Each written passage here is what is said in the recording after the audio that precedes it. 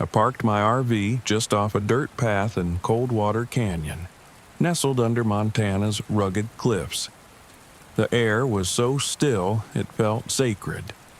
No cell signal, no other campers, just me and the hum of isolation. It was perfect. I'd been drawn to Coldwater by the promise of absolute solitude, something I'd been craving since work stress had started gnawing at me.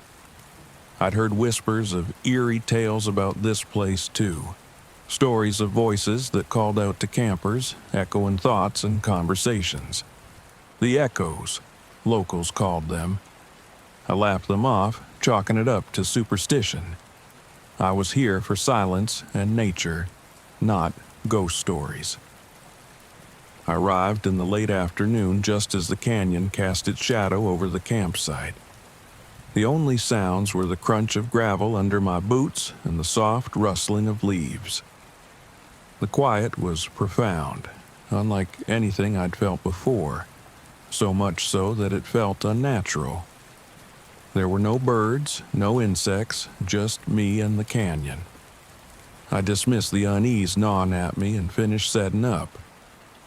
As I settled by the campfire that evening, I noticed an old, faded sign nailed to a tree nearby. Stay on the path, the echoes remember. The letters were barely legible, but the message left a chill. I rolled my eyes and tore my gaze away from it. Just local legend, nothing more. After a while, I started talking to myself, filling the silence with small comments about the beauty of the place, how peaceful it was, even muttering my plans to hike deeper into the canyon the next day. The empty silence was too heavy, and talking to myself felt oddly comforting. The sun had just dipped below the cliffs when I first heard it, a soft, almost tentative echo of my own voice. Beautiful, it murmured, like an afterthought carried on the wind. The word drifted toward me from somewhere in the canyon. I froze, my pulse quickening. Had I imagined it? I'd read about acoustic anomalies, echoes bouncing off rock formations in strange ways, so I brushed it off as my voice echoing back. But the sound had felt wrong, like someone else was whispering my own thoughts back to me. I tried to shake it off, but a prickling unease crept over me. I doused the fire and retreated into the RV, locking the door behind me and double-checking the windows. I lay in bed, eyes closed, but the silence seemed to press closer, like the walls of the RV were shrinking. I was about to drift off when I heard it again, louder this time. Beautiful. The voice was unmistakably mine, but it sounded hollow, as if drained of life. I bolted upright, holding my breath, straining to listen. Silence, then footsteps crunching outside, slow and deliberate, circling the RV.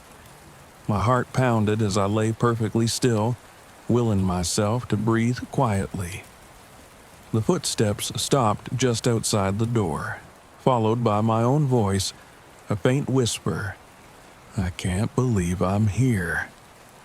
A shiver ran down my spine. I'd said those words earlier when I first set up camp. Someone, or something, was repeating my own thoughts back to me, in my own voice. For a moment, I considered throwing open the door and confronting whatever it was, but a deeper instinct held me back. Whatever was out there, I didn't want to meet it. The next morning, I convinced myself it had all been a dream. Lack of sleep, nerves, the isolation. I was letting my imagination run wild. Determined to prove myself right, I set out for a hike, keeping to the narrow, winding path that led deeper into the canyon. I hadn't gone far when I spotted something odd. A small pile of stones stacked on a tree stump, carefully balanced in a tiny pyramid. Beside it was a bundle of wildflowers laid neatly on top of the stones. The sight stopped me in my tracks. I hadn't seen another soul, and no one knew I was out here. Trying to shake off the eerie feeling, I brushed it off as something left by a previous hiker and moved on. The quiet was more intense now, pressing on me from every side. The narrow canyon walls seemed to trap every step, every breath. Just as I was starting to feel claustrophobic, I heard it again, an echo. This time it was a low murmur of my own voice carrying through the canyon in faint fragments. So still. Peace. I stopped dead, feeling the blood drain from my face. Those were thoughts I'd had in the RV, but I hadn't spoken them aloud. The echo was somehow plucking my thoughts out of my mind, repeating them back at me. "Who's there?" I called, trying to sound braver than I felt. My voice bounced back from the canyon walls, but this time, the echo replied in that same hollow tone, each word slow and deliberate. "Who's there?" A chill ran through me as I realized the voice was wrong. It sounded close, too close, like it was standing right behind me. I spun around, but there was no one. I bolted back to the RV, each step feeling heavier as I fought against the panic rising in my chest. By the time I reached camp, I was shaken. I slammed the door shut, locking myself inside and closing every curtain. Whatever was out there, it was toying with me, twisting my thoughts and words like a dark reflection. I needed to leave, but I wanted to wait for morning, convincing myself that daylight would bring clarity. That night, as I lay in bed, the silence grew heavier. And then the whispers started. At first, they were faint, soft murmurs just outside the RV, my own voice repeating thoughts and phrases I'd barely remembered saying. Then they began to change, growing sharper, more malicious, bringing up things I'd tried to forget, regrets, and doubts I'd never shared with anyone. "You always wanted to be alone, didn't you?" the voice said, its tone dripping with bitterness. "No one cares if you disappear out here." I clenched my fists, my heart racing. How could it know that? How could it speak my own thoughts and fears back to me, turning them against me? The voice shifted again, repeating something from years ago, a private regret I'd never shared aloud. I felt trapped, paralyzed by the knowledge that this thing knew my thoughts, my fears, my secrets. "Stop it!" I yelled, my voice hoarse, but the echo only laughed, a hollow, distorted sound that made my skin crawl. By dawn, I'd made up my mind. I was leaving. I packed up everything, hands shaking as I loaded the RV, refusing to look into the forest. But as I started down the dirt road, the echoes followed, a whispering chorus of my own thoughts drifting from the canyon walls, mocking me, calling my name. Just as I was about to reach the main road, I caught a glimpse of something in the side mirror. A shadowy figure stood on a distant cliff edge, watching me. It was tall, dark, and motionless, but it felt intensely aware, as if it was marking my departure. My heart hammered as I looked away, focusing on the road, desperate to put distance between myself and Coldwater Canyon. Days later, back home, I still couldn't shake the feeling that I was being watched. I barely slept, every creak and whisper making me jump. And then I found it, the phone recording. At first, it was just the wind and the faint sounds of the canyon, but then my own voice broke through, whispering my name, repeating my thoughts from that night. I listened, heart pounding as the final words echoed in a low, chilling tone. "Come back to us, Jake. We're waiting." I deleted the recording, but the words stayed with me, haunting me in every shadow, every quiet moment. Coldwater Canyon hadn't let me go, and deep down, I knew it never would. I'd always heard that some places were better left unexplored, but I didn't believe it. Whispering Grove seemed like just another patch of untamed forest in the Adirondacks, perfect for a weekend away with friends. When I first suggested the trip, my friends Alex, Ben, and Lisa jumped at the chance. We packed our gear, loaded up the RV, and drove north, eager to escape the noise of the city and lose ourselves in nature. The moment we arrived, though, something felt off.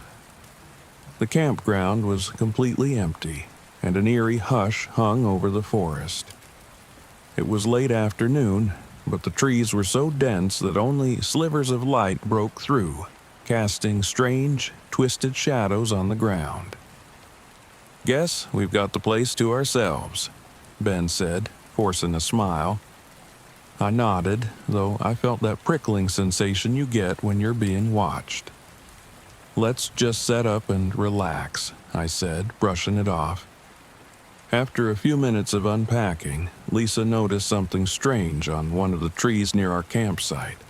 A small, crude wooden carving of a face. The face was distorted, its mouth open in a silent scream, eyes hollow and haunting. "Someone's idea of a joke?" she asked, a faint tremor in her voice. I reached out to touch it, the wood rough and weathered under my fingers. "Maybe it's some kind of local art," I said, though even I didn't believe it. As we explored further, we found more of them. Faces carved into wood, nailed to trees around our campsite, each one more unsettling than the last. Some looked like they were crying, others screaming, and all of them seemed to watch us with an intensity that made my skin crawl. We laughed it off, trying to lighten the mood, but the silence pressed down on us, thick and suffocating.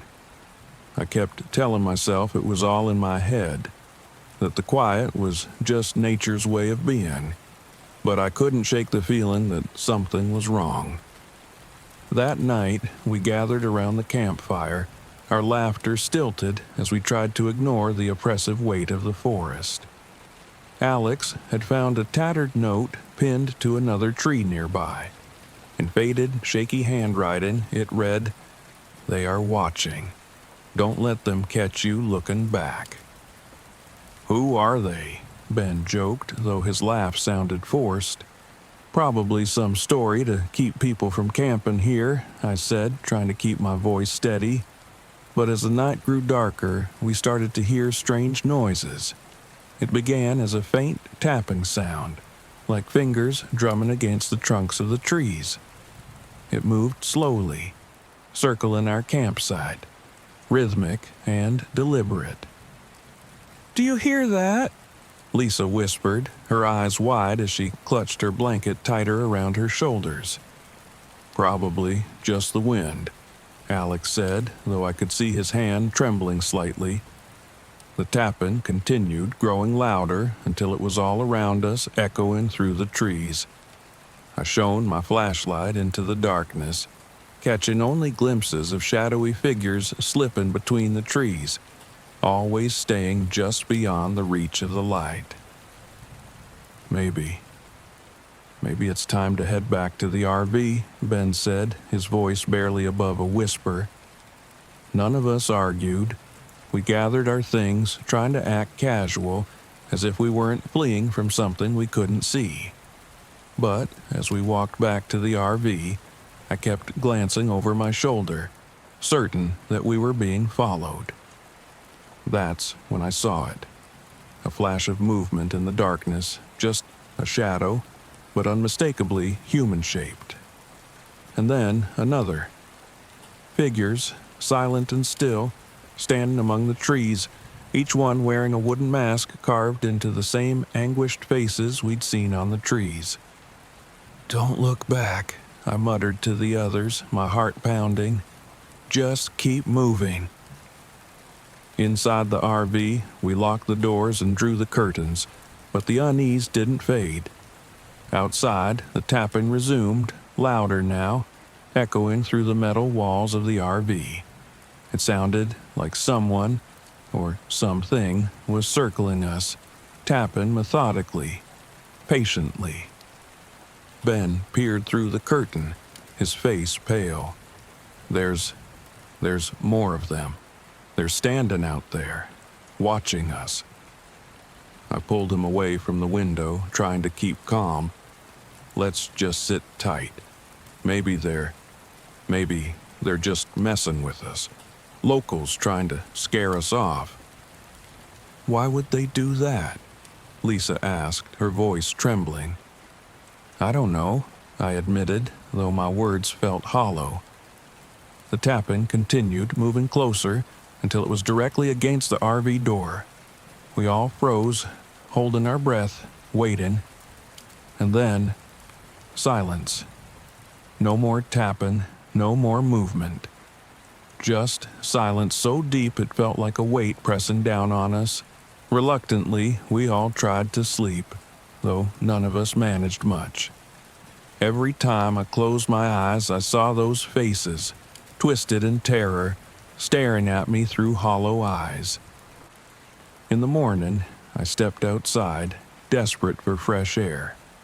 But the sight that greeted me was worse than anything I'd imagined. The trees around the RV were covered in new carvings, dozens of them, each one more twisted and anguished than the last.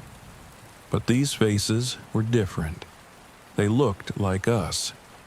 Like me, Lisa, Ben, and Alex, each expression frozen in horror. Lisa gasped, backing away. This isn't possible. We're leaving, I said, my voice steadier than I felt. Let's pack up and get out of here. As we prepared to leave, Alex found more carvings on the trees lining the path back to the main road. The trees were marked with strange symbols I didn't recognize, almost like warnings or spells. Who would do this? He murmured, his voice hollow. I didn't have an answer. We started the RV, but as we pulled away, the engine sputtered and died. We tried again, but it wouldn't start. Panic settled over us like a storm cloud. We can hike back, I suggested, my voice wavering. It's only a few miles. Reluctantly, we gathered our gear and set out on foot. The forest was silent, the only sound our footsteps crunching on the dry leaves. But as we moved, I felt the presence again, watching, waiting. The further we walked, the more the forest seemed to close in around us. Landmarks that should have been familiar twisted and changed. Trees looked strangely similar, as if we were walking in circles. And every few steps, we'd catch glimpses of figures between the trees, masked faces that seemed to be carved from the wood itself. Lisa whimpered, grabbing my arm. We're lost, aren't we? No, I lied, forcing a calm I didn't feel. We're almost there. But I knew we weren't. Every turn brought us back to the same stretch of trees, the same path. The figures seemed to be closer now, their eyes following us, waiting for us to falter. Please, Ben whispered. Stop watching us. The moment he spoke, a shadow detached itself from the trees, stepping toward us, its wooden mask tilted in our direction. It reached up slowly, lifting its mask to reveal hollow eyes that seemed to bore into my soul. Run! I shouted, and we all bolted, our feet pounding on the forest floor. We ran blindly, our breaths coming in gasps, the forest a twisting maze around us. The shadows followed, silent and relentless, their masked faces flashing between the trees. I stumbled, almost falling, but Alex pulled me up, his face pale with fear. We can't keep going like this, he panted. We'll be running forever. Then what do you suggest? I snapped, panic lacing my voice. We have to face them, he said, his voice trembling. Maybe Maybe if we confront them, they'll let us go. I didn't believe it, but I was too exhausted to argue. Together, we stopped, turning to face the shadows as they emerged from the trees, surrounding us in a silent circle. "Why are you doing this?" I shouted, my voice echoing through the silence. "What do you want?" The figures stared at us, their eyes empty, unreadable. Then one of them stepped forward, reaching out a hand, its voice a low, distorted murmur. "You saw too much." I felt a shiver run through me as the figures moved closer, their faces inches from ours, their eyes boring into us. I forced myself to stand my ground, refusing to look away, but the urge to run was almost unbearable. Then, slowly, the figures backed away, melting into the shadows, leaving us alone. We didn't stop running until we were clear of the forest, the RV a welcome sight on the horizon. We piled inside, locking the doors, and this time, the engine roared to life. As we drove away, I glanced back, half expecting to see those masked figures standing at the edge of the trees, watching us leave. But the forest was empty, silent, as if we'd imagined the whole thing. I don't know what we saw in Whispering Grove, or why those figures let us go. But sometimes, late at night, I hear tapping on the window, soft and rhythmic, and I remember the faces on the trees. I know, deep down, that a part of us is still there, marked by the watchers, forever bound to Whispering Grove. And I wonder if one day we'll find ourselves drawn back, unable to resist the call of the forest. The thing about traveling with old friends is you never know how much of the past is going to creep in. Liam and I had been dating for a few years, but our friends, Mia and Tom, had drifted in and out of our lives since college. When Liam suggested an RV trip to Alaska, I thought it'd be a good way to bring us all back together. But when we reached Rangel St. Elias National Park, something about the place felt off. The park stretched on for miles with nothing but dense, silent forest, towering mountains, and twisting, narrow trails. We set up our RV on a small clearing, alone with nothing but trees and mountains on every side. That night, as we sat around the campfire, Liam leaned in, his voice low, and began telling a story. "Have you heard of the Shadow Mirror?" he asked, his face dimly lit by the flames. I glanced around the group. Tom shrugged and Mia looked intrigued, but I felt a chill creep up my spine. "It's an old Alaskan legend," Liam continued, his voice taking on that ominous tone he used for effect. "They say, deep in these woods, there's a place where a mirror appears, and if you find it, it shows you things, parts of yourself you'd rather not see. They say that if you stare too long, it might start to change, and it'll begin to mimic you, right down to your voice, your secrets, your soul." I laughed, trying to shake the feeling that his words were too pointed. "Just a story, right?" "Of course," he said, smiling. But as his eyes met mine, I noticed a strange glint there, something I hadn't seen in him before. He looked away, his face unreadable in the firelight. That night, I couldn't sleep. Every sound seemed amplified, the rustle of leaves, the crack of branches, the soft murmur of the wind. Around midnight, I heard footsteps just outside the RV. I froze. My breath caught in my throat. Liam was sleeping next to me, Mia and Tom in their bunks across the aisle. My mind raced, and then I saw it. Outside the window, silhouetted by the faint light of the moon, was a figure. It looked exactly like me, standing just beyond the fire pit, staring into the RV. My heart pounded, but when I nudged Liam awake and pointed, the figure had vanished, leaving only the dark, quiet forest behind. The next morning, I felt foolish, but I couldn't shake the unease. When we started our day hike, the forest felt oppressive, as though it were watching us. Mia walked beside me, her gaze darting around, her usual confidence replaced by a nervous energy. "So," she said lightly, glancing over at me, "did you hear anything weird last night?" I hesitated. "Yeah, I actually saw something outside the RV." She looked at me, her face thoughtful. "I thought I heard someone walking around outside my window. I saw a shadow too, but I figured it was just one of you guys." She shivered. I couldn't really make out who it was. Before I could answer, Liam, who was up ahead, turned around, smirking. "It's probably the shadow mirror," he said, his tone too casual. "Maybe it's working on us already." "Very funny," I said, rolling my eyes, but my voice came out weaker than I'd intended. As the day wore on, things only got stranger. While taking a short break by a stream, I stepped away from the group to get a better photo.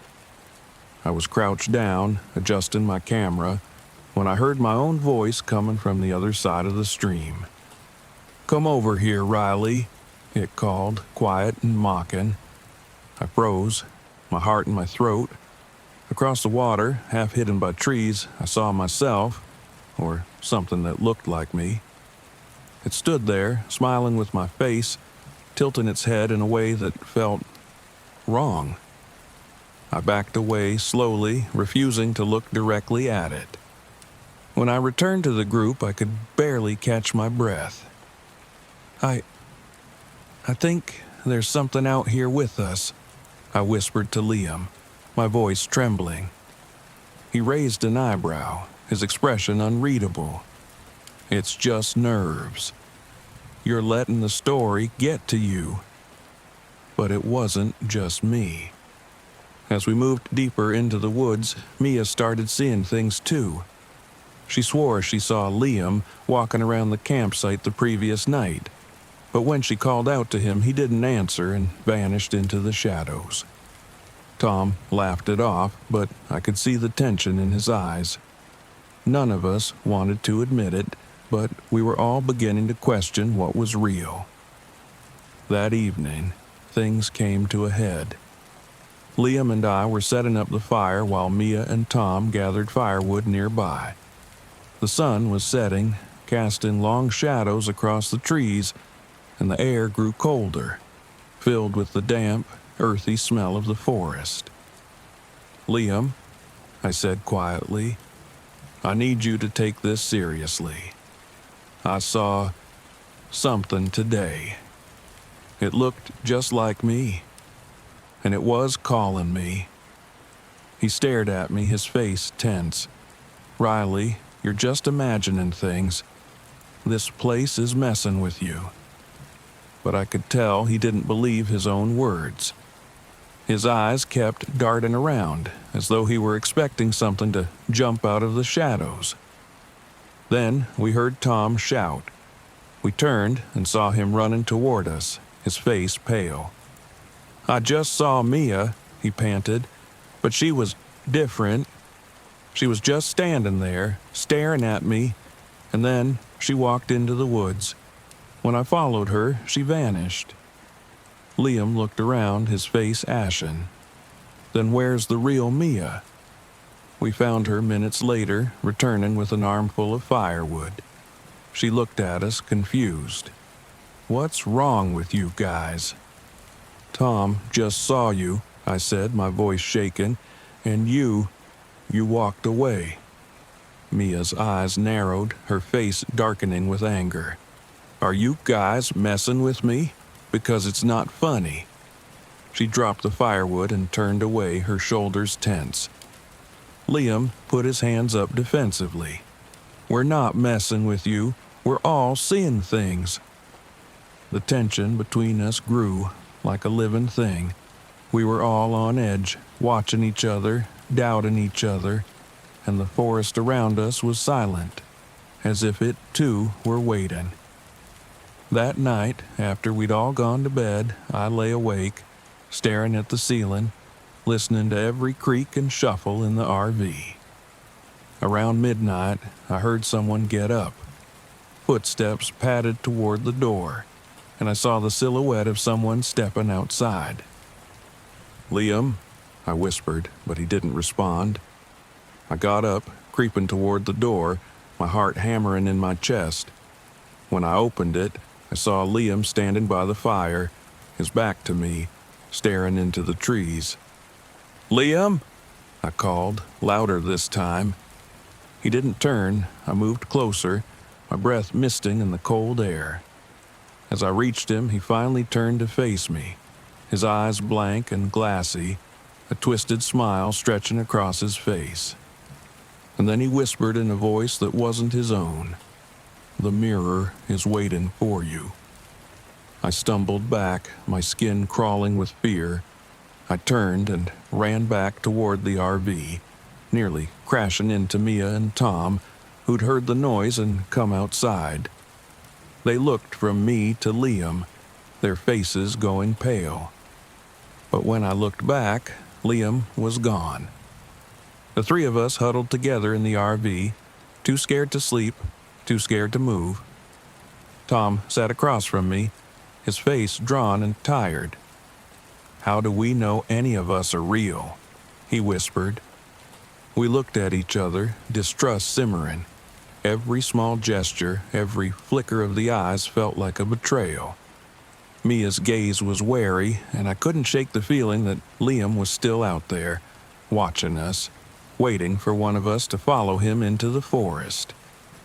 At dawn, I finally managed to slip outside, my nerves frayed. I stumbled through the forest, desperate for some sign of reality, and found a pool of water hidden among the trees. I approached, leaning over to look at my reflection. My face stared back at me, my eyes wide and frightened. But then, my reflection began to smile. I stepped back, horrified, as my mirror image whispered, "Stay with us, Riley, and they'll never know the difference." I ran back to the RV, heart pounding, and found Liam standing there, his face calm, as if nothing had happened. "Where were you?" I demanded. He looked at me, his eyes cold, and said, "Riley, it's me. You have to trust me." But I couldn't shake the memory of his twisted smile, the mocking voice that wasn't his. In the end, I didn't wait. I climbed into the driver's seat and started the engine, leaving Liam, Mia, and Tom standing there, watching me go. As I drove, I glanced in the rearview mirror, and to my horror, I saw myself staring back, smiling that same cold, twisted smile. And I knew, even miles away, that part of me was still in the forest, still watching, still waiting for me to return. I'd always been drawn to places like this, silent, ancient, and holding secrets just beneath the surface. Chaco Canyon felt different from any place I'd camped before, though. The air was dense, carrying an electric feeling, like the earth itself was humming. I parked my RV just off the trail, excited for a few days of exploring the ruins and perhaps finding artifacts overlooked by others. The world felt forgotten here, like time had paused. My first day was uneventful. I hiked through the old Puebloan structures, tracing my hands along walls that had stood for over 1,000 years. At some point, I came across an opening hidden by brambles, barely noticeable. Inside was a small, dark cave. I hesitated, but the curiosity that had led me to study history in the first place urged me forward. My flashlight revealed the strangest thing. There, resting on a slab of rock, was a small stone idol. It was unlike anything I'd ever seen, Roughly hewn, with hollow, dark eyes carved into its surface, the idol seemed to stare right through me. Symbols I didn't recognize were etched across its face, each mark deliberate and unsettling. I felt a chill as I looked at it, like the air had grown colder around me. But my hands were moving before I could think. I reached out, lifting the idol. It was surprisingly heavy, and the second I touched it, a rush of images flooded my mind. Strange, shadowy figures, chanting voices, the flicker of firelight. I shook my head, brushing it off as an overactive imagination. I knew I should have left it. But I brought it back to my RV, thinking of it as a fascinating artifact, a piece of history. And that's when everything started to go wrong. That night, the forest around the canyon was silent, not a whisper of sound. Even the usual buzz of insects was gone. I sat alone in the RV, the idol resting on the counter, staring at me with those hollow eyes. As I prepared for bed, I couldn't shake the feeling that I wasn't alone. My mind raced with strange thoughts, fragments of images I didn't understand. Chants in a language I couldn't place echoed faintly in my head, filling the silence with something ancient, something angry. Then I heard it, a low, distant growl. I froze, straining to hear, but the noise was gone as soon as it had come. I laughed nervously. It's just your mind playing tricks. But as I climbed into bed, I couldn't help but glance at the idol, half expecting it to move. Its hollow eyes seemed darker than before, like they were drinking in the shadows of the RV. I barely slept that night. My dreams were filled with strange, flickering images. A group of people in ancient dress gathering around a fire, their faces blank and eerie. At the center of the ritual, the idol rested on a stone altar, its hollow eyes glowing. They chanted something I couldn't understand, words that echoed and echoed until I bolted upright in my bed, drenched in sweat. In the morning, things were worse. When I tried to start the RV, the engine sputtered, refusing to turn over. I checked the battery, the gas. Everything should have been fine. But it was as if the RV was trapped here, rooted to the ground. Stepping outside to clear my head, I noticed something strange. A trail of animal tracks circled the RV, leading off into the canyon. They looked like coyote tracks, but they were too large, the paw prints too deep. I followed them for a few paces before stopping. I wasn't about to wander too far, not with the memory of that growl fresh in my mind. When I turned back, I caught a glimpse of movement out of the corner of my eye, a shadow slipping between the trees. My heart pounded, but when I looked again, it was gone. That night, the silence was oppressive. I sat in the RV, clutching a mug of tea as if it could anchor me to reality. The idol sat on the table, unmoving, but I swore its hollow eyes were somehow deeper, almost as if they were staring right into my thoughts. As midnight approached, I heard something outside. Footsteps, slow, shuffling. I peered through the window, but all I could see were shadows stretching along the ground, and then the whispers started, faint and chilling, like voices carried on the wind. Return, return it. I backed away from the window, my pulse racing. My hands shook as I grabbed my flashlight and opened the RV door, stepping outside into the moonlit canyon. The night air was cold, biting against my skin. A group of coyotes stood at the edge of my campsite, their eyes glowing in the dark. They didn't snarl or growl, they just watched, their gaze fixed on me. And I could have sworn they were waiting. A chill ran down my spine, Slowly, I backed into the RV, locking the door behind me. As I turned around, my gaze fell on the idol, and my blood went cold. It was closer. I hadn't touched it, hadn't moved it, but it now sat directly on the edge of the table as if it had inched closer while I was outside. I grabbed it, intending to put it back in my bag, but the second my fingers touched the stone, a wave of nausea rolled over me. I saw flickering images again. Figures in a ritual, chanting, dancing, their faces painted, their eyes filled with fear.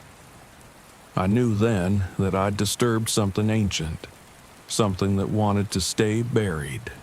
But the idol felt alive, as if it were feeding on my thoughts, my fears. I decided to return it to the cave at dawn. I couldn't stay here another night, not with the feeling that something was watching, waiting for me to make a mistake.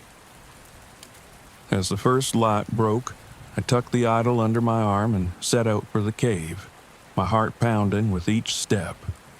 The forest seemed to close in around me, every sound amplified, every shadow a lurking threat. The canyon felt different, as if the land itself were awake, watching my every move.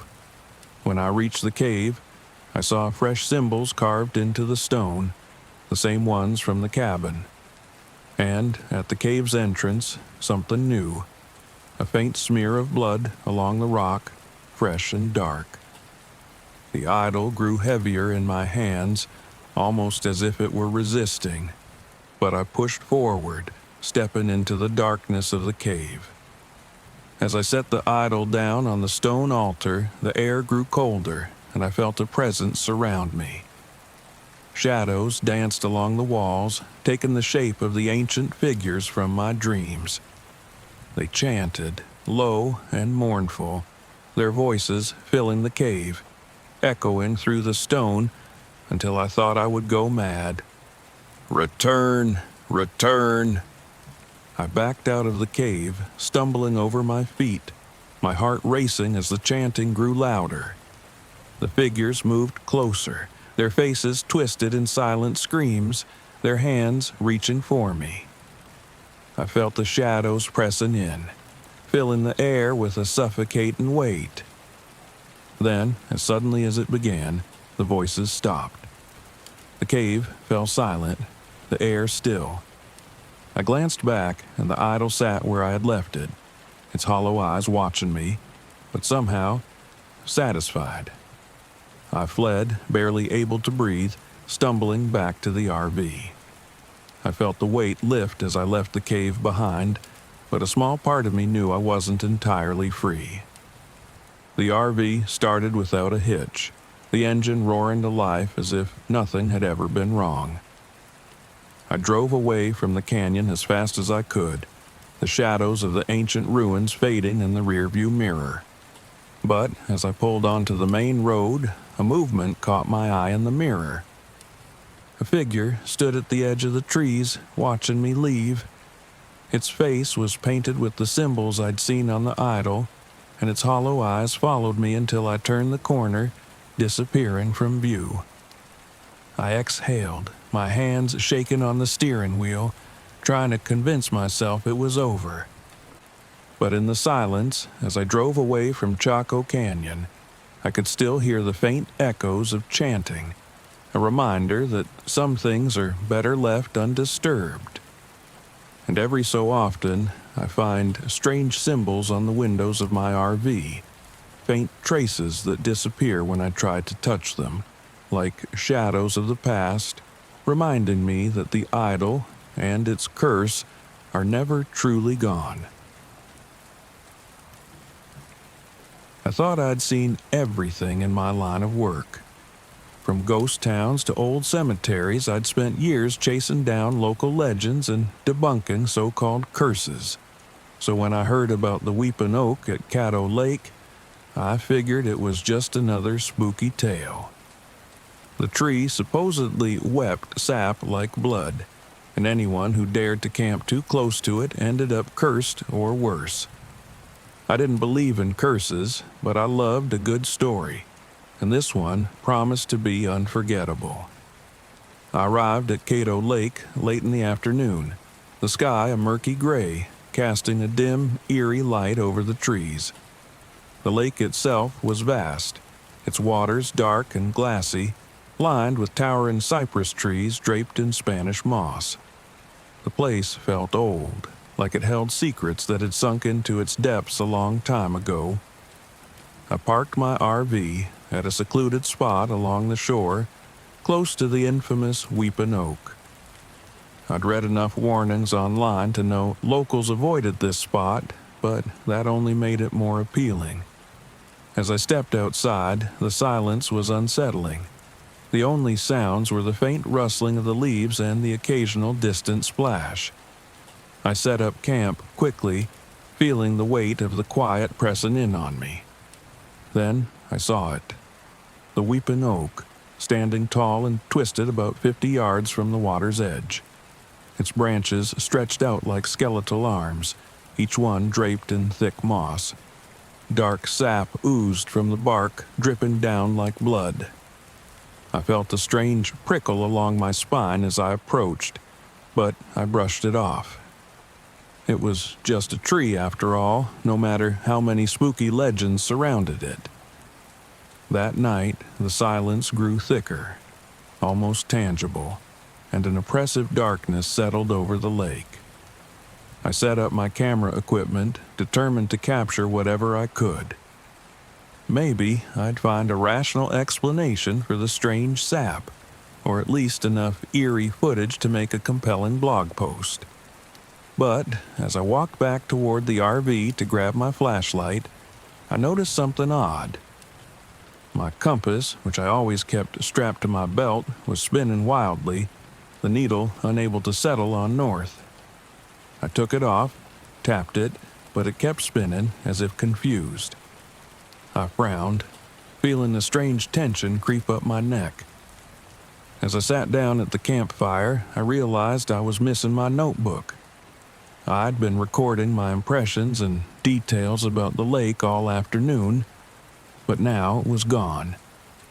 After a quick search around the campsite, I shrugged it off, figuring I must have left it somewhere. The night was long and restless. Every time I started to drift off, I heard faint whispers, like voices carried on the wind. They were soft at first, a murmur I could almost ignore, but they grew louder until I was sure I heard my own name. "Ethan!" I jolted awake, clutching my flashlight. The campfire had dwindled to embers, casting faint shadows that flickered and danced in the darkness.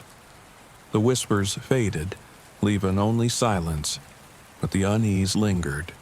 I forced myself to stay calm, telling myself it was just my imagination.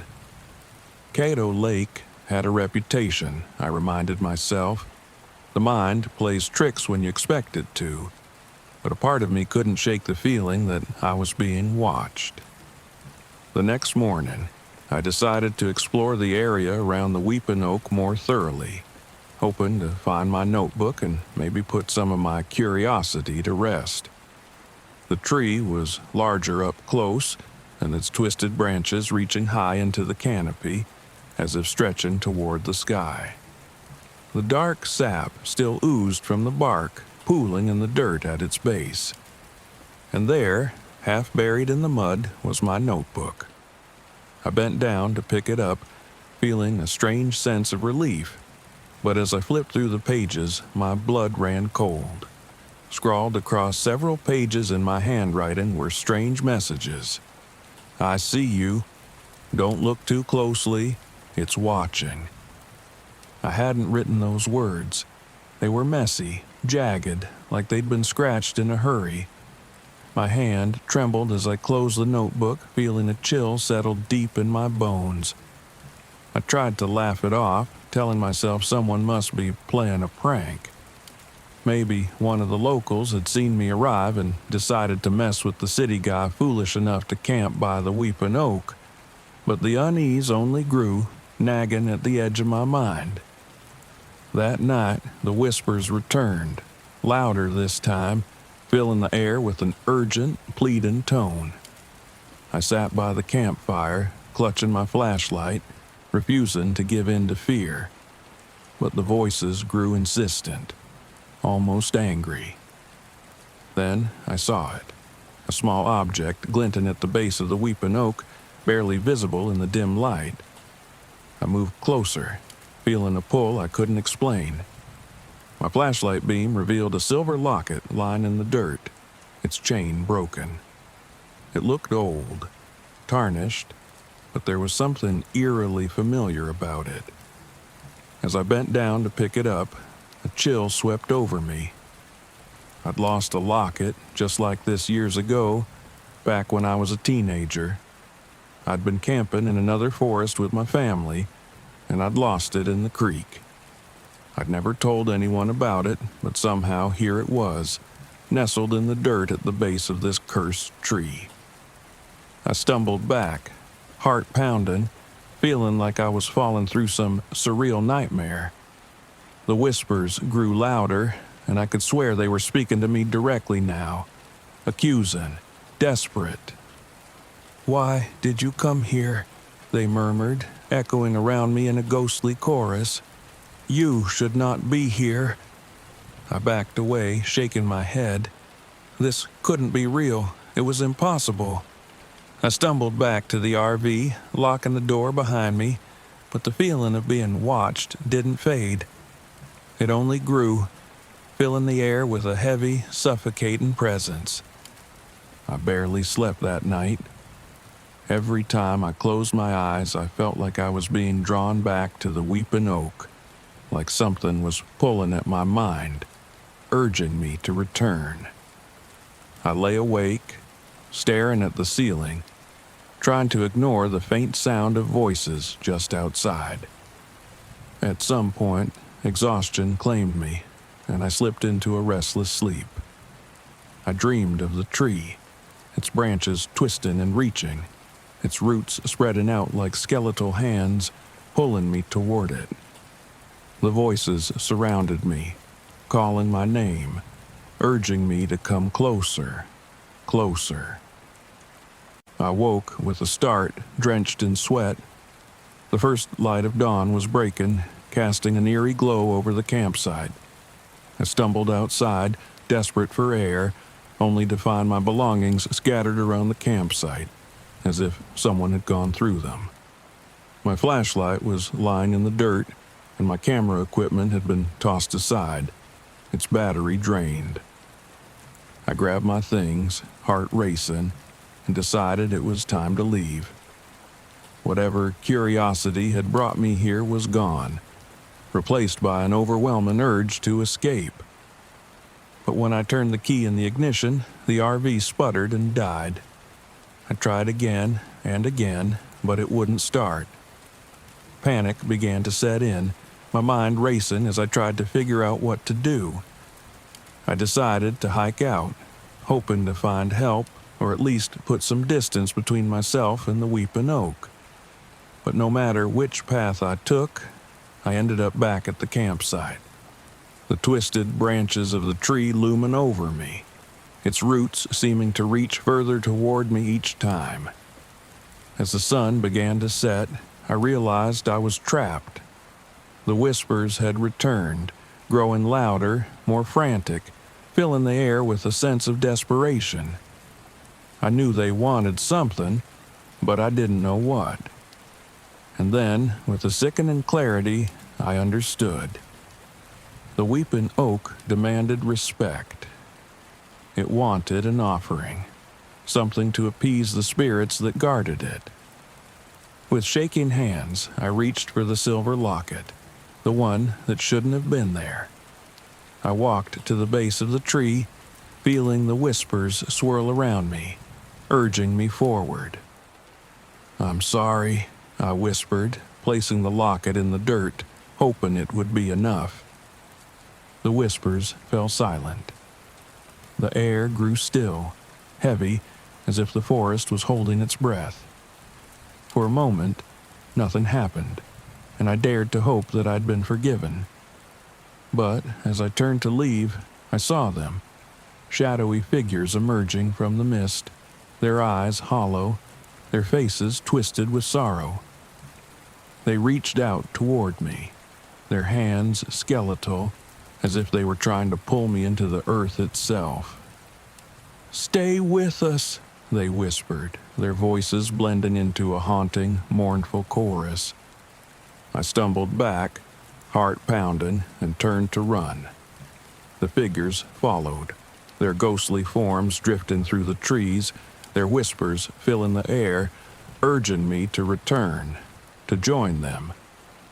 When I reached the RV, I threw myself inside, slamming the door.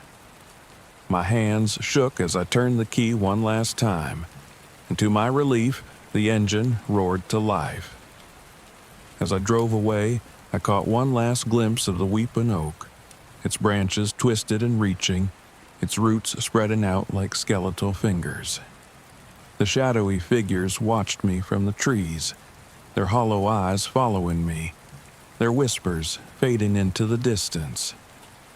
But even now, as I sit safely at home, the memory of that place haunts me. I see the weeping oak in my dreams, its branches reaching, its whispers calling, always calling. And I know deep down that some part of me will always be there, trapped in the shadows of Cato Lake, waiting. I'd been camping alone for 3 days, nestled in the dense, fog-drenched pines of Ouachita National Forest. After my breakup, I'd needed solitude, peace, time to hear myself think. The plan was simple. A few days hiking, recording the sounds of the forest, taking notes on my portable recorder, and testing out my new shortwave radio setup in the evening. That was supposed to be it. Just me, the trees, and the hum of the forest. But the forest is a place that changes at night. It fills with strange sounds, the wind whispering through the trees, the rustle of unseen creatures moving in the dark. The sense of being alone grows thicker, heavier, until it feels like a weight pressing down on you, suffocating. Yet, somehow the solitude was what I wanted, or at least what I thought I wanted. On the third night, just as I was about to doze off, I heard the radio crackle. It was a soft sound, barely audible over the hum of static. I ignored it at first, thinking it was just interference. But then, through the static, a voice emerged. A man's voice, calm, smooth, and unsettlingly familiar. "Dana." I froze. There was no one around for miles. I hadn't seen a single person since I entered the forest. The voice continued low and intimate, as if he were speaking just to me. "Hello, Dana. It's good to finally talk to you." My skin prickled, a chill running down my spine. I glanced at the radio, half expecting to see someone standing there. But of course, it was just me in the dim light from the radio's display. The voice chuckled, a warm, unsettling sound that seemed to fill the whole RV. "Isn't it beautiful out here? All the quiet, all the solitude, just you and me." "Who is this?" I asked, my voice barely above a whisper. "Oh, Dana, I think you already know." My stomach twisted. It didn't make any sense, but the voice did feel familiar, as if it had always been there, whispering just beneath the surface of my thoughts. I felt foolish talking back, but I needed to break the silence. "This is some kind of prank, right? You've got the wrong person," I said, trying to keep my voice steady. The voice laughed softly, almost affectionately. "There's no mistake. I know you, Dana. I know why you're here, out in the middle of nowhere, trying to get away, trying to escape everything. I get it. But you can't escape yourself, can you?" A tightness gripped my chest. I flicked off the radio, silencing the voice. Silence filled the RV, thick and oppressive. I lay back in bed, my heart pounding, trying to shake the feeling that somehow I wasn't alone. The next morning, I convinced myself that the voice was a strange coincidence. Maybe I'd picked up a signal from someone nearby, a distorted conversation that just happened to sound like my name. I packed a bag and went for a hike, hoping to lose the lingering unease in the fresh air and sunlight. But as the day went on, I couldn't shake the feeling of being watched. Every time I looked over my shoulder, I saw nothing but the thick pines, the trees towering and silent. By the time I returned to the RV, I was exhausted, my nerves worn thin. That night, the radio crackled to life again. I'd left it on by accident, and as soon as I heard that familiar hum, dread pooled in my stomach. "Dana," the voice cooed, soft and soothing, "don't ignore me." I shivered, clutching the edge of my blanket. The voice was familiar in that deep, instinctive way, like a childhood memory you can't quite place. I reached out and turned the volume down, but the voice kept speaking, even louder, clearer. "You don't have to be afraid. You're safe with me. I've always been with you." "No," I whispered, but my voice trembled. "No, you're not real. This is just static, some interference." The voice laughed, a warm, reassuring sound. "Oh, Dana, we both know that's not true. You know who I am. I'm here for you." I tried to shut off the radio, pressing the power button repeatedly, but the voice continued unfazed. "Didn't you come here to be alone with me? To talk to me?" "No," I stammered. "I came here to be alone, not to talk to anyone." "But I'm someone, aren't I?" The voice was calm, patient, as though he had all the time in the world. "Or maybe I'm something. It doesn't really matter. What matters is that you're here now, and you're listening." "Leave me alone," I whispered, but even as I said it, I felt the pull of his words, a strange comfort in his presence, like I'd known him all my life. He laughed again, that warm, haunting sound, and the radio finally went silent. I woke early the next day, my hands trembling as I packed my things, determined to leave. But when I started the RV, the GPS flickered, refusing to load. The engine sputtered, and a voice crackled from the radio again. "Dana, where are you going?" The voice was softer now, almost hurt. "Why are you leaving? We were just getting to know each other." I turned off the ignition, my heart pounding. I was trapped, alone in the forest, with this voice that seemed to know me better than I knew myself. I opened the RV door and stepped outside, hoping that the fresh air would clear my mind, that the silence of the forest would break the hold he seemed to have on me. But even outside, I could still hear him. His voice whispered in my ear, a faint hum that seemed to come from the trees themselves. "Dana, I know what you're thinking. I know what you're feeling." "No, you don't," I said, barely a whisper. "You don't know anything about me." "Oh, but I do." The voice was closer now, warmer, like he was standing just behind me. "I know what you want. I know why you're here, out in the middle of nowhere, trying to escape everything you're afraid of." I turned, but of course there was no one there, just the empty forest, the trees looming over me like silent witnesses. But I felt his presence, strong and undeniable, like he was watching me, waiting for me to acknowledge him. By dusk, I was desperate to leave.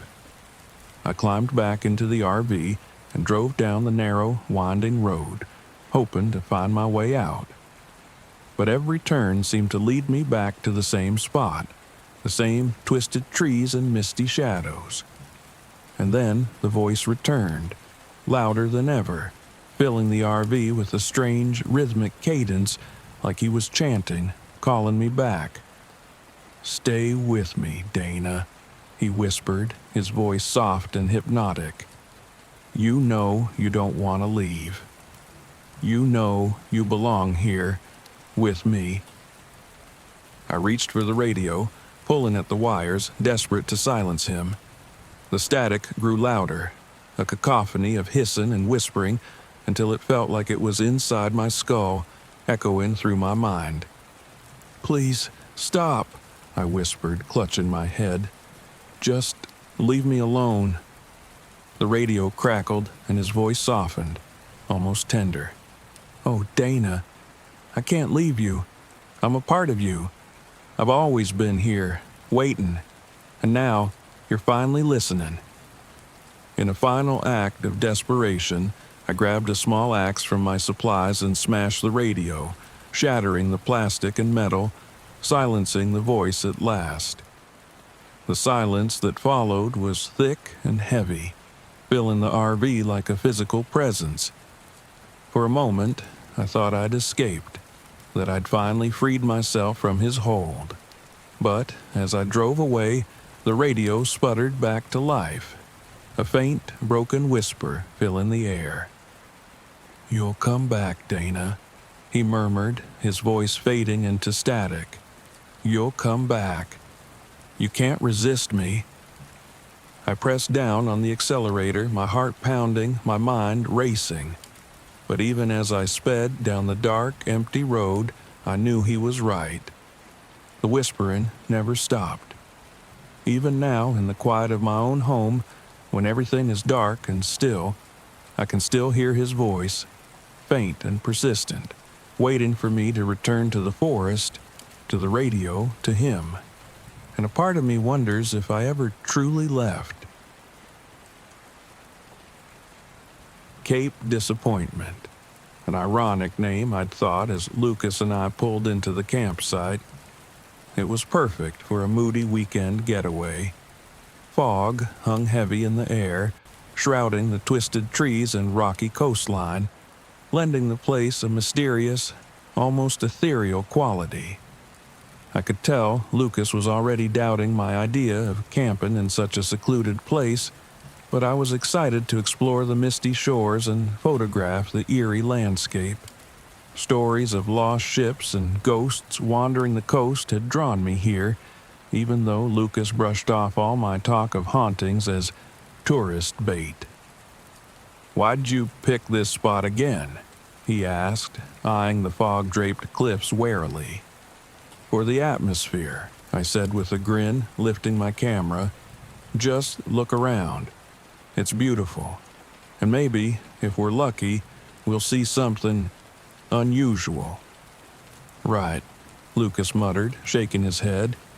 "If by unusual you mean ghost stories, I'll pass." His skepticism was his comfort zone.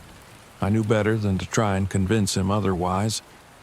We parked our RV near a secluded cove away from the main campground, where the cliffs rose high and sharp, almost trapping us against the relentless waves crashing below. As I set up my gear, a dense mist rolled in, giving the entire cove a surreal look. I could barely see the lighthouse at the far edge of the cliffs, just a dim silhouette in the fog. The first night, I tried to sleep, but the restless sound of waves kept me tossing and turning. Then, just as I was finally drifting off, a strange, distant sound cut through the noise of the surf, a low, mournful foghorn. I sat up, straining to listen. Lucas turned over, rubbing his eyes. "What are you doing?" "Did you hear that?" I whispered. It sounded like a foghorn. He shrugged, pulling the blanket over his head. This place used to have a foghorn, probably echoes bouncing off the cliffs. But it didn't feel like an echo. The sound had been too close, too clear, and when I listened harder, I swore I heard something else, too. Faint voices mingling with the sound of the surf, just faint enough to make me question if I'd imagined them. The next day, I roamed the beach with my camera, trying to capture the eerie beauty of the place. As I walked along the shore, I noticed something half buried in the sand. A small, weathered journal with frayed edges. I picked it up, thumbing through the water-stained pages, but most of the words were blurred beyond recognition. All I could make out were some dates from the 1800s and a few broken sentences about a shipwreck and survivors seeking refuge on shore. I felt a shiver as I imagined the journal belonging to a sailor who'd perished in a storm, lost to the sea and stranded here with no hope of rescue. When I showed it to Lucas, he just shrugged. Probably staged by someone to scare campers. But it's so old, feels genuine. I could tell he wasn't convinced, but I tucked the journal into my bag anyway. That night, as we lay in the RV, the foghorn sounded again, even clearer than the night before. This time, there was no mistaking it. Lucas sat up beside me, listening, his expression shifting from skepticism to concern. A deep, throaty note echoed across the water, fading into silence, only to repeat again, louder. "Do you think it's the lighthouse?" I asked, trying to keep the nervousness out of my voice. "The lighthouse has been out of use for years. It's probably just, I don't know, a buoy or something." But I could see his confidence waver, and I felt a chill prickling at the back of my neck. We sat in silence, listening as the foghorn faded away, but the sense of unease hung heavy in the air. Then came the voices again, faint, almost pleading, rising and falling like waves. "Did you hear that?" I whispered. Lucas nodded slowly, his face pale. It sounded like people, calling out. A wave of dread settled over me, twisting my insides. I felt a strange, sudden compulsion to go outside to search for the source of the voices. I slipped on my shoes, ignoring Lucas's protests, and stepped out into the cold, damp night. The mist was thicker than before, swirling around me, and the sound of the surf was louder, almost thunderous. As I scanned the shoreline with my flashlight, a figure caught my eye. A man, standing at the edge of the water, staring out at the sea. "Hello?" I called out, my voice barely cutting through the mist, but he didn't respond. He was dressed in old-fashioned clothes, a heavy coat and a sailor's cap, and he stood so still, like he was frozen in time. I took a step closer, but a wave crashed up the shore, and when I blinked, he was gone, leaving only my own footprints in the sand. Shivering, I backed away, feeling an unnatural chill settle over me, as if the air itself was laced with something, watching. Back in the RV, I tried to explain what I'd seen, but Lucas was adamant it was just my imagination. "The fog, the stories, it's getting to you," he said, patting my arm. But I could tell he was unnerved too. He didn't sleep that night, and neither did I. I couldn't shake the image of that man, standing so still, staring out to the endless horizon. The following morning, Lucas reviewed his tidal data, frowning.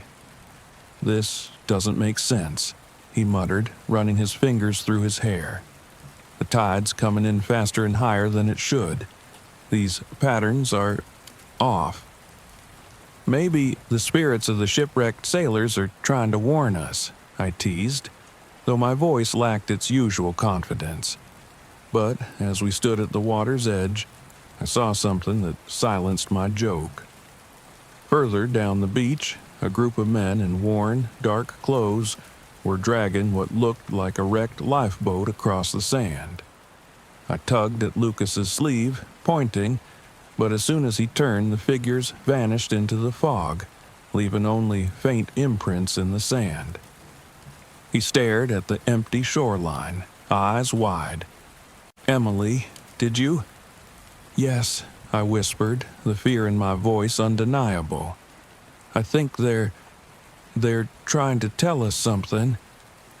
We backed away from the beach, hurrying toward the RV, but when we reached it, a new message awaited us. Scratched into the sand around the RV were the words, "Beware the tide," and beneath it, a date, 1896, the same date as the entries in the journal I'd found. "I don't like this," Lucas said, his voice shaky. "We need to get out of here, now." We scrambled to start the RV, but it wouldn't turn over, as if something was holding it in place. Desperation mounting, we stepped out, looking up toward the cliffs where the old lighthouse loomed like a silent guardian. It felt like it was watching us, calling us. "Maybe the lighthouse. We should go there," I suggested, though every instinct told me to run. The air felt thicker, heavier, almost electric, and I had the unshakable feeling that we were walking into a trap. But the tide was rising fast, threatening to cut off our path back to safety, and we had no other choice.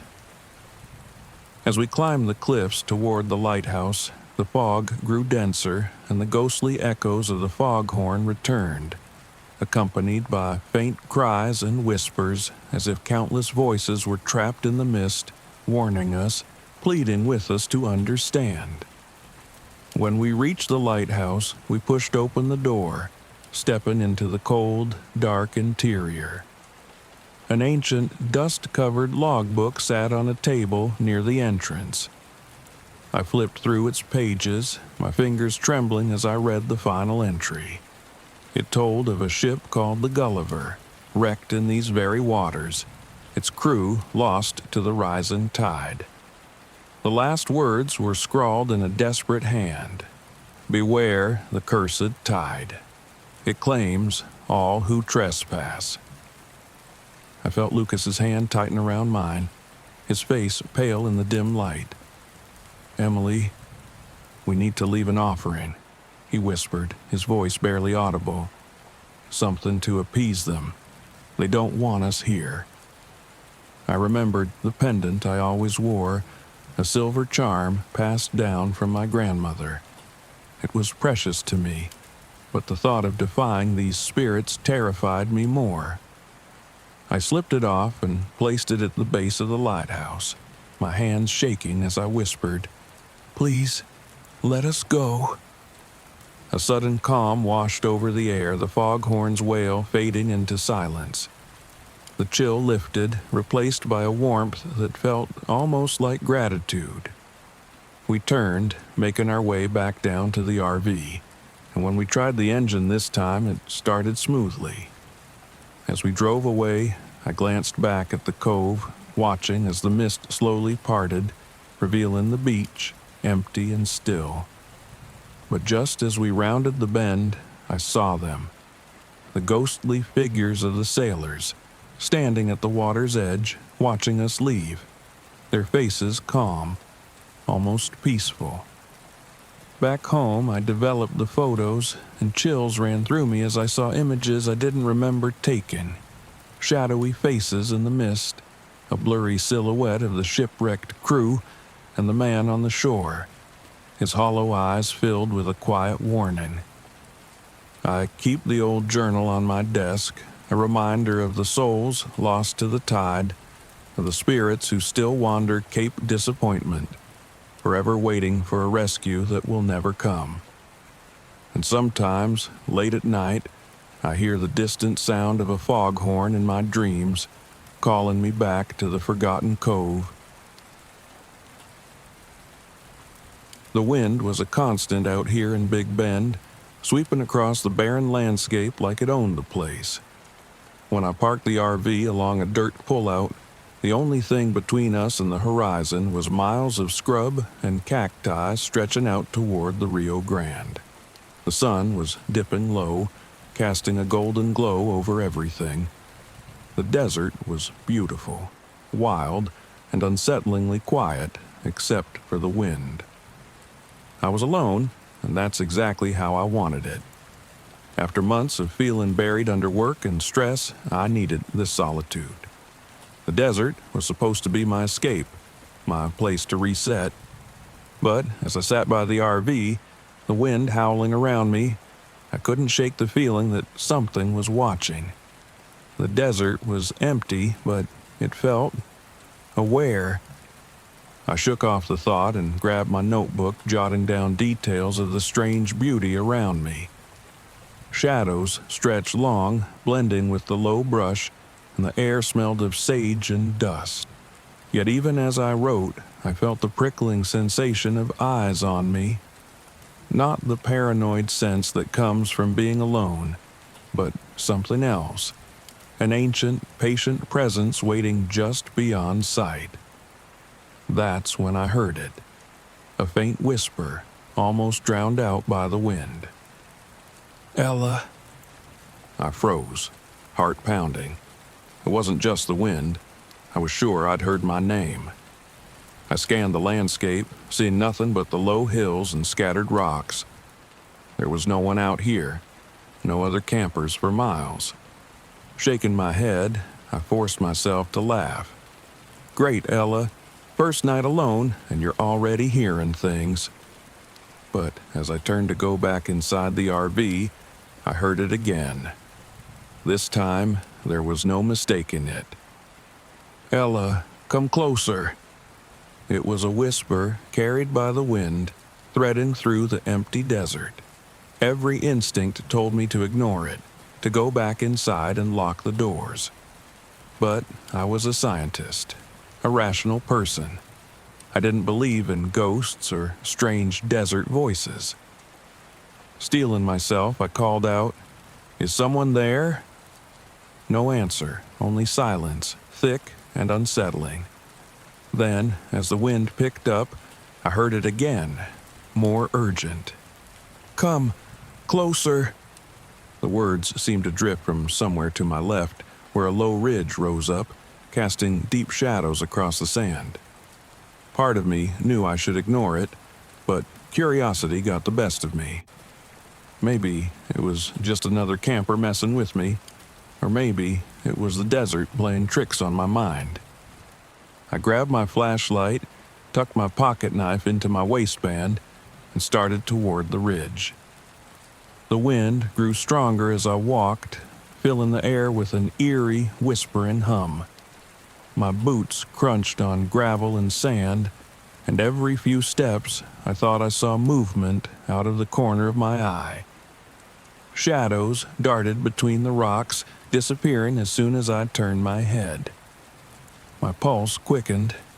The light from my flashlight cast narrow beams across the desert, illuminating only small patches of ground. The ridge loomed closer, its rocky slope steep and foreboding. "Ella." The voice was closer now, softer, as if it were right behind me. I spun around, aiming my flashlight, but there was no one there. "Who are you?" I shouted, but my voice sounded small, swallowed up by the vastness of the desert. Silence. Then the wind shifted, carrying the whisper from just up the ridge. "Come closer." Despite my fear, I climbed up the slope, the jagged rocks digging into my hands as I pulled myself up. When I reached the top, I found myself standing on a flat stretch of ground overlooking a wide expanse of desert. And that's when I saw them.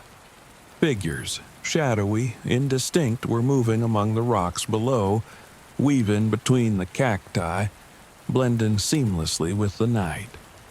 They were human-shaped, but dark, almost like holes in the fabric of reality. Figures made of pure shadow. My mouth went dry, and I backed up a step, my flashlight shaking in my hand. The figures moved slowly, as if searching for something, or someone. One of them stopped, turning its head up toward me, and though it had no face, I felt its gaze as surely as if it had eyes. The whisper came again, softer now, almost a chant. "Ella, Ella, come closer." I don't know what made me answer.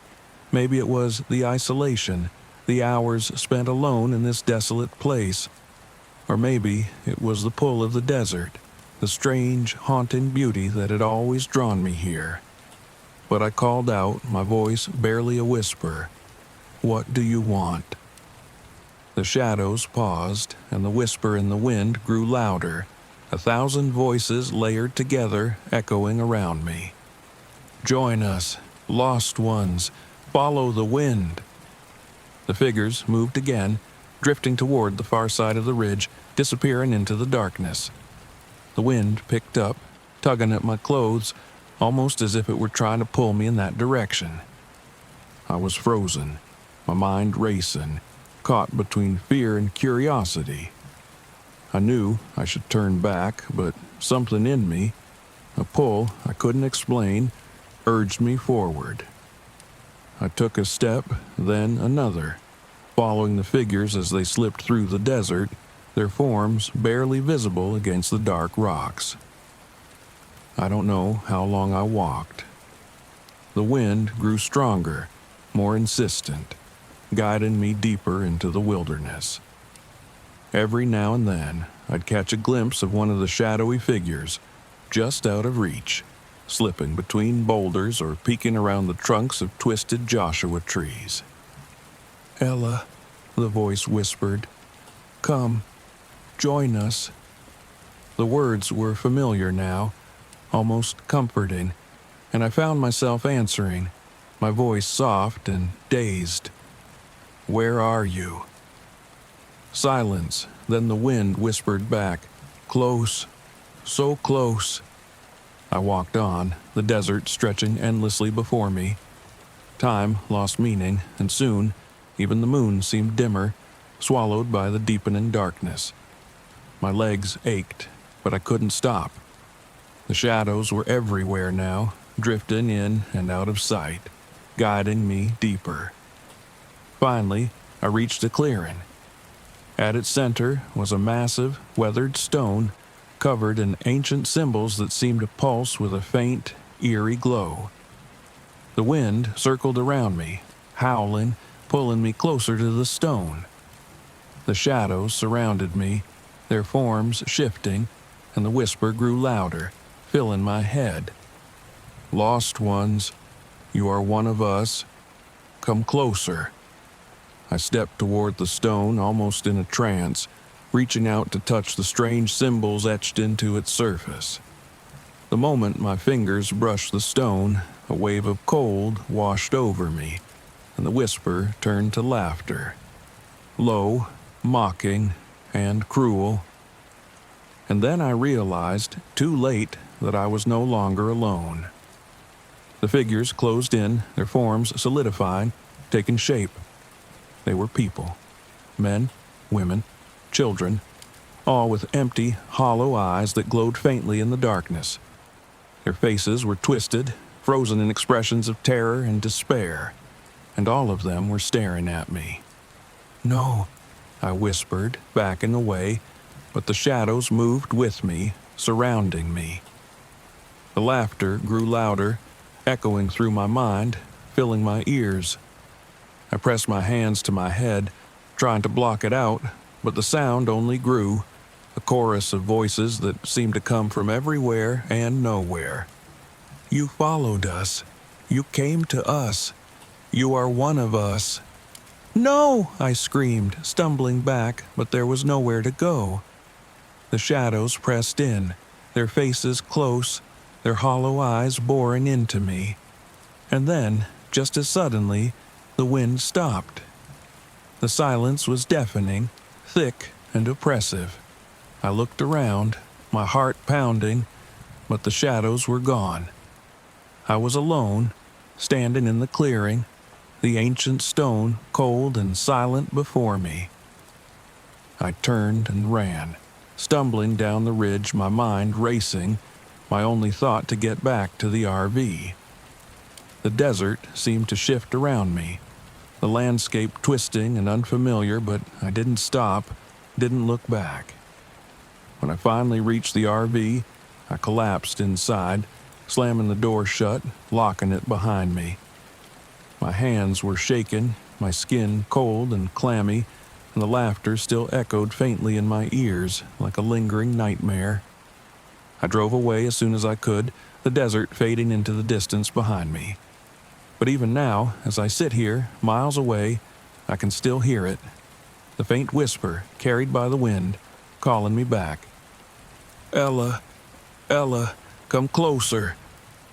And I know, deep down, that the desert is not finished with me, that it's only a matter of time before the wind calls again. And this time I'm not sure I'll be able to resist. I thought I'd seen everything in my line of work. From ghost towns to old cemeteries, I'd spent years chasing down local legends and debunking so-called curses. So when I heard about the Weeping Oak at Caddo Lake, I figured it was just another spooky tale. The tree supposedly wept sap like blood, and anyone who dared to camp too close to it ended up cursed or worse. I didn't believe in curses, but I loved a good story, and this one promised to be unforgettable. I arrived at Caddo Lake late in the afternoon, the sky a murky gray, casting a dim, eerie light over the trees. The lake itself was vast, its waters dark and glassy, lined with towering cypress trees draped in Spanish moss. The place felt old, like it held secrets that had sunk into its depths a long time ago. I parked my RV at a secluded spot along the shore, close to the infamous Weeping Oak. I'd read enough warnings online to know locals avoided this spot, but that only made it more appealing. As I stepped outside, the silence was unsettling. The only sounds were the faint rustling of the leaves and the occasional distant splash. I set up camp quickly, feeling the weight of the quiet pressing in on me. Then I saw it. The Weeping Oak, standing tall and twisted about 50 yards from the water's edge. Its branches stretched out like skeletal arms, each one draped in thick moss. Dark sap oozed from the bark, dripping down like blood. I felt a strange prickle along my spine as I approached, but I brushed it off. It was just a tree after all, no matter how many spooky legends surrounded it. That night, the silence grew thicker, almost tangible, and an oppressive darkness settled over the lake.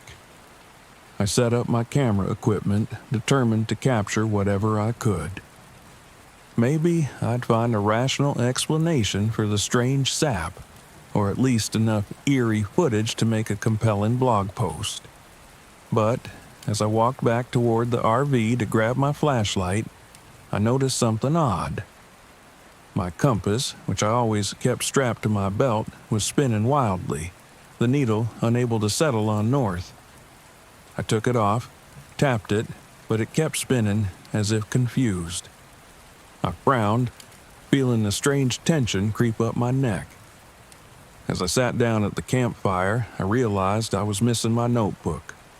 I'd been recording my impressions and details about the lake all afternoon, but now it was gone. After a quick search around the campsite, I shrugged it off, figuring I must have left it somewhere. The night was long and restless. Every time I started to drift off, I heard faint whispers, like voices carried on the wind. They were soft at first, a murmur I could almost ignore, but they grew louder until I was sure I heard my own name. Ethan? I jolted awake, clutching my flashlight. The campfire had dwindled to embers, casting faint shadows that flickered and danced in the darkness. The whispers faded, leaving only silence, but the unease lingered. I forced myself to stay calm, telling myself it was just my imagination. Caddo Lake had a reputation, I reminded myself. The mind plays tricks when you expect it to, but a part of me couldn't shake the feeling that I was being watched. The next morning, I decided to explore the area around the Weeping Oak more thoroughly, hoping to find my notebook and maybe put some of my curiosity to rest. The tree was larger up close, its twisted branches reaching high into the canopy, as if stretching toward the sky. The dark sap still oozed from the bark, pooling in the dirt at its base. And there, half buried in the mud, was my notebook. I bent down to pick it up, feeling a strange sense of relief, but as I flipped through the pages, my blood ran cold. Scrawled across several pages in my handwriting were strange messages. I see you. Don't look too closely. It's watching. I hadn't written those words. They were messy, jagged, like they'd been scratched in a hurry. My hand trembled as I closed the notebook, feeling a chill settle deep in my bones. I tried to laugh it off, telling myself someone must be playing a prank. Maybe one of the locals had seen me arrive and decided to mess with the city guy foolish enough to camp by the Weeping Oak. But the unease only grew, nagging at the edge of my mind. That night, the whispers returned, louder this time, filling the air with an urgent, pleading tone. I sat by the campfire, clutching my flashlight, refusing to give in to fear. But the voices grew insistent, almost angry. Then I saw it, a small object glinting at the base of the Weeping Oak, barely visible in the dim light. I moved closer, feeling a pull I couldn't explain. My flashlight beam revealed a silver locket lying in the dirt, its chain broken. It looked old, tarnished, but there was something eerily familiar about it. As I bent down to pick it up, a chill swept over me. I'd lost a locket just like this years ago, back when I was a teenager. I'd been camping in another forest with my family, and I'd lost it in the creek. I'd never told anyone about it, but somehow here it was, nestled in the dirt at the base of this cursed tree. I stumbled back, heart pounding, feeling like I was falling through some surreal nightmare. The whispers grew louder, and I could swear they were speaking to me directly now, accusing, desperate. "Why did you come here?" they murmured, echoing around me in a ghostly chorus. "You should not be here." I backed away, shaking my head. This couldn't be real. It was impossible. I stumbled back to the RV, locking the door behind me, but the feeling of being watched didn't fade. It only grew, filling the air with a heavy, suffocating presence. I barely slept that night. Every time I closed my eyes, I felt like I was being drawn back to the Weeping Oak, like something was pulling at my mind, urging me to return. I lay awake, staring at the ceiling, trying to ignore the faint sound of voices just outside.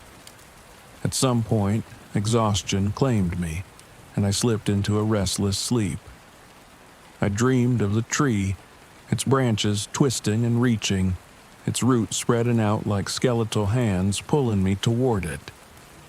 The voices surrounded me, calling my name, urging me to come closer, closer. I woke with a start, drenched in sweat. The first light of dawn was breaking, casting an eerie glow over the campsite. I stumbled outside, desperate for air, only to find my belongings scattered around the campsite, as if someone had gone through them. My flashlight was lying in the dirt, and my camera equipment had been tossed aside, its battery drained. I grabbed my things, heart racing, and decided it was time to leave. Whatever curiosity had brought me here was gone, replaced by an overwhelming urge to escape. But when I turned the key in the ignition, the RV sputtered and died. I tried again and again, but it wouldn't start. Panic began to set in, my mind racing as I tried to figure out what to do. I decided to hike out, hoping to find help or at least put some distance between myself and the weeping oak. But no matter which path I took, I ended up back at the campsite, the twisted branches of the tree looming over me, its roots seeming to reach further toward me each time. As the sun began to set, I realized I was trapped. The whispers had returned, growing louder, more frantic, filling the air with a sense of desperation. I knew they wanted something, but I didn't know what. And then, with a sickening clarity, I understood. The weeping oak demanded respect. It wanted an offering, something to appease the spirits that guarded it. With shaking hands, I reached for the silver locket, the one that shouldn't have been there. I walked to the base of the tree, feeling the whispers swirl around me, urging me forward. "I'm sorry," I whispered, placing the locket in the dirt, hoping it would be enough. The whispers fell silent. The air grew still, heavy, as if the forest was holding its breath. For a moment, nothing happened, and I dared to hope that I'd been forgiven. But as I turned to leave, I saw them, shadowy figures emerging from the mist, their eyes hollow, their faces twisted with sorrow. They reached out toward me, their hands skeletal, as if they were trying to pull me into the earth itself. "Stay with us," they whispered, their voices blending into a haunting, mournful chorus. I stumbled back, heart pounding, and turned to run. The figures followed, their ghostly forms drifting through the trees, their whispers filling the air, urging me to return, to join them. When I reached the RV, I threw myself inside, slamming the door. My hands shook as I turned the key one last time, and to my relief the engine roared to life. As I drove away, I caught one last glimpse of the weeping oak, its branches twisted and reaching, its roots spreading out like skeletal fingers.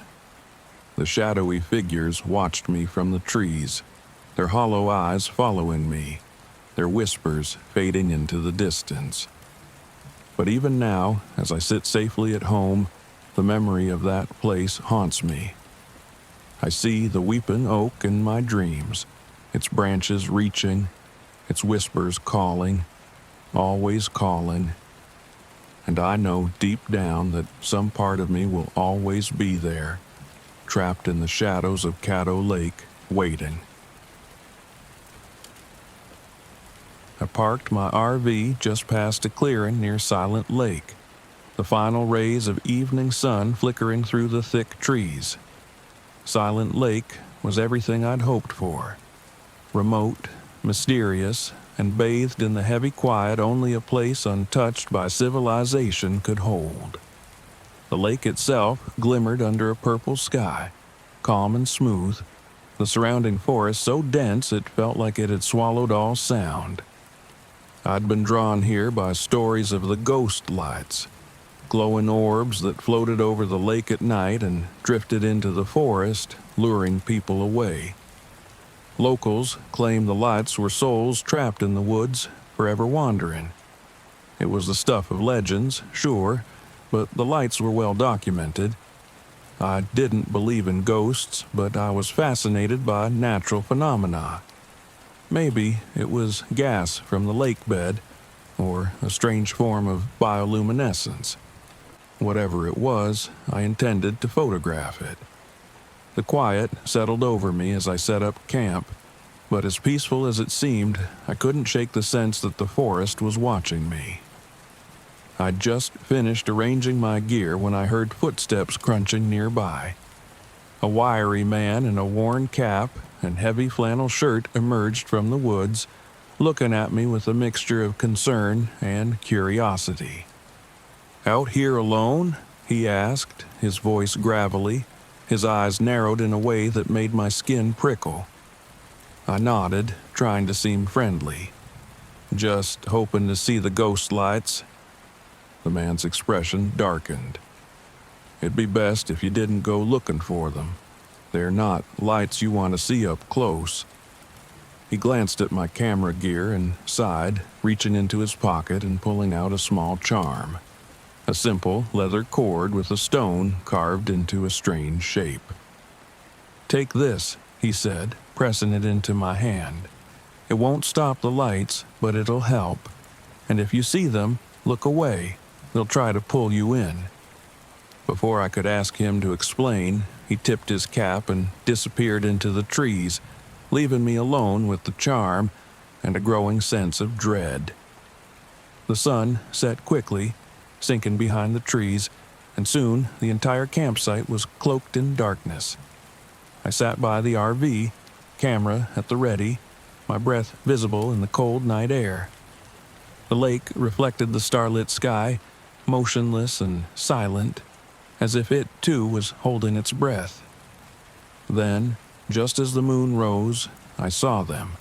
Small orbs of light appeared over the lake, hovering inches above the water's surface. They moved slowly, floating in an almost rhythmic way, pulsing with an otherworldly glow. My heart raced as I lifted my camera, snapping photos. The lights brightened and dimmed, drifting closer, like they were performing some ancient dance. Just as I got into the rhythm of capturing each flicker, I heard something else. A soft hum, low and melodic, echoing across the water. It was almost like singing, but no words I could make out. Just faint, haunting sounds. Then, over the hum, I heard my own name. "Alex." The whisper was so faint that I could have dismissed it, but there it was again, closer this time. "Alex." I lowered the camera, my pulse quickening. It had to be a trick of the sound. Maybe some strange acoustics around the lake. I scanned the trees but saw nothing. Still, the air felt colder, and a prickle crept up my spine. The lights drifted closer to the edge of the lake, blinking in a slow, rhythmic pattern. I felt an inexplicable urge to follow them, to step closer to the shore and see them up close. It was an irrational pull, a kind of compulsion that gnawed at my senses. Ignoring the man's warning, I followed, staying just a few feet behind the lights as they drifted away from the lake and into the trees. They floated deeper into the forest, weaving between the trunks, their glow casting long, strange shadows. I told myself it was just the thrill of discovery, but deep down, a whisper of fear told me I should turn back. I took another step, then another, until I realized the lake was no longer visible behind me. Just a wall of trees, dark and thick, surrounded me on all sides. The lights blinked and slowed, floating just beyond reach. I stepped forward, but my foot hit something soft, and I stumbled. Kneeling down, I saw a tattered, mud-stained backpack lying in the undergrowth. Nearby was a crumpled, faded hat and a broken compass. I picked up the compass, its needle pointing erratically, spinning like it couldn't decide where to land. The realization hit me like a punch to the gut. These were things someone else had left behind, someone who had followed the lights and never made it back. A heavy silence settled over the forest, deeper than before, as if the trees themselves were watching. My skin prickled, and I turned, ready to head back to camp. But the lights hovered in front of me, blinking softly, as if pleading with me to follow. Another whisper broke through the silence, a voice so familiar it froze me in place. "Alex?" It was my mother's voice, soft and warm, exactly as I remembered it from my childhood. She'd been gone for years, and hearing her voice again pulled at something deep within me. I took a shaky step forward, reaching out toward the lights. "Mom?" I whispered, my voice trembling. The lights floated back, flickering faster, guiding me deeper into the trees. The forest grew denser, the branches clawing at my clothes, the ground uneven and treacherous. I didn't know why I was following, only that I had to. The voice felt real, as if my mother was just out of reach, waiting for me. Then I heard laughter. Faint, distorted, coming from all around me, like the forest itself was mocking me. I stopped, blinking in confusion. The laughter grew louder, and a chill ran down my spine as I realized it wasn't my mother's voice anymore. It was mine. The lights danced around me, brighter and more erratic, shifting in color from a soft yellow to a sickly green. My own voice echoed through the trees, repeating my thoughts, my memories, phrases I'd barely said aloud. "This can't be real," my voice murmured from somewhere in the darkness. "Turn back. Turn back." I felt trapped, surrounded, and a new panic settled in as I realized I had no idea how to get back to camp. The lights drifted closer, swirling around me in a hypnotic rhythm, filling my mind with fragments of memories, old conversations, regrets, and fears. It was as if they were pulling thoughts from my mind, twisting them into a chorus of whispers that grew louder, blending with the laughter, distorting until I could barely think. I stumbled backward, clutching the charm the man had given me, and forced myself to take a steadying breath. I couldn't follow the lights. They were leading me deeper, away from any sense of safety. Clenching the charm, I closed my eyes, whispering to myself, "Focus. You're stronger than this. Find a way out." Opening my eyes, I turned and forced myself to ignore the lights, heading back the way I thought I'd come.